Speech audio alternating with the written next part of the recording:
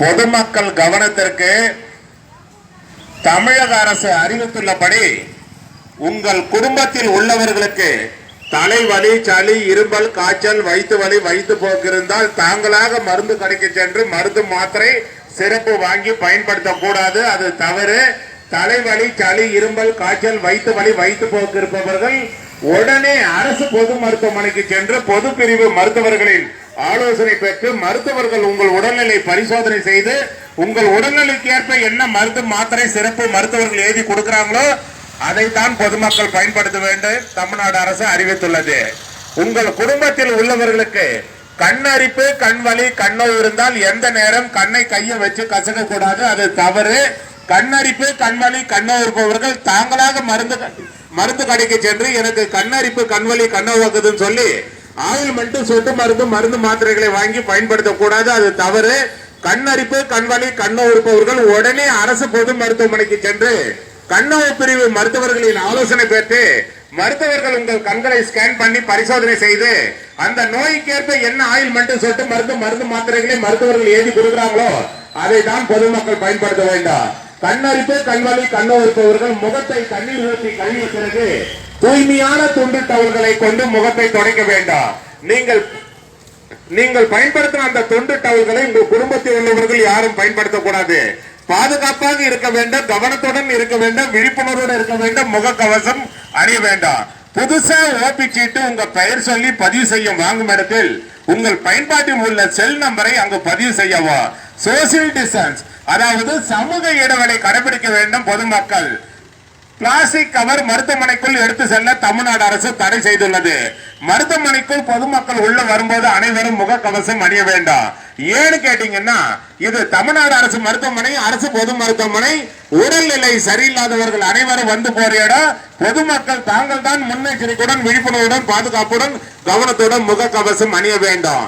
துறை வாரியாக மருத்துவர்களை, செவிலியர்களை பொதுமக்கள் சந்திக்கும் போது அந்தந்த துறையினுடைய மருத்துவர்கள், செவிலியர்கள் என்ன சொல்றாங்கன்றத அதை பொதுமக்கள் கவனத்துடன் கேட்க வேண்டும். அதன்படி பொதுமக்கள் நடந்து கொள்ள வேண்டும்.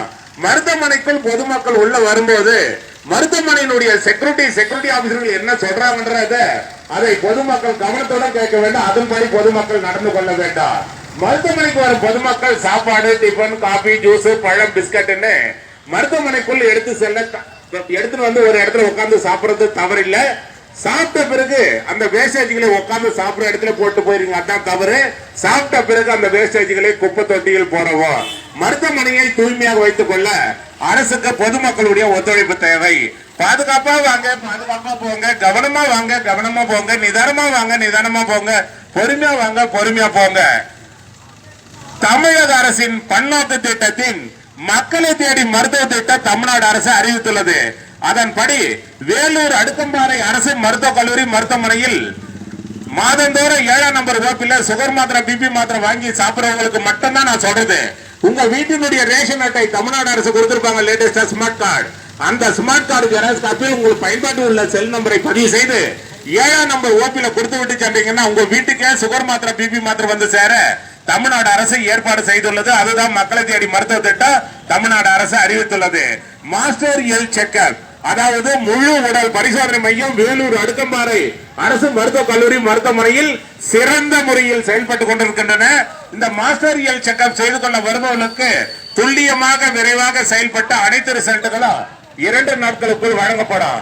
மாஸ்டர் ஹெல்த் செக்அப் செய்து கொள்ள வருபவர்கள் மேலும் விவரங்களுக்கு OPN 2A அணுகுவார். ATS டெங்கு கொசுக்களை ஒழிப்போம், டெங்கு கொசுக்கள் மேற்கொண்டு பரவாமல் தடுப்போம்.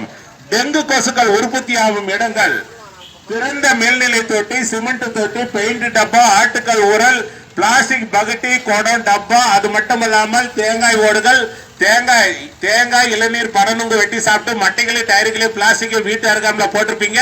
அதுல மழை நீர் தேங்கி அதுல இருந்தா டெங்கு கொசு உற்பத்தியாகி நம்மள வந்து கடிக்குது. அதுல இருந்தா நமக்கு உடல்நிலை பாதிப்பு ஏற்படுது. டெங்கு கொசுகள் ஒழிப்போம், மேற்கொண்டு வராமல் தடுப்போம். விழிப்புணர்வோடு இருக்க வேண்டும், பாதுகாப்பாக இருக்க வேண்டும், கவனத்துடன் இருக்க வேண்டும், முகக்கவசம் அணிய வேண்டும். தமிழக அரசு லேட்டஸ்டா ஒரு அறிக்கையை வெளியிட்டிருக்கிறாங்க. இந்தியாவில் உடல் உறுப்பு தானத்தில் தமிழ்நாடு அரசு முதல் மாநிலமாக திகழ்ந்து கொண்டிருக்கிறது. அது மத்திய அரசு அறிவித்துள்ளது.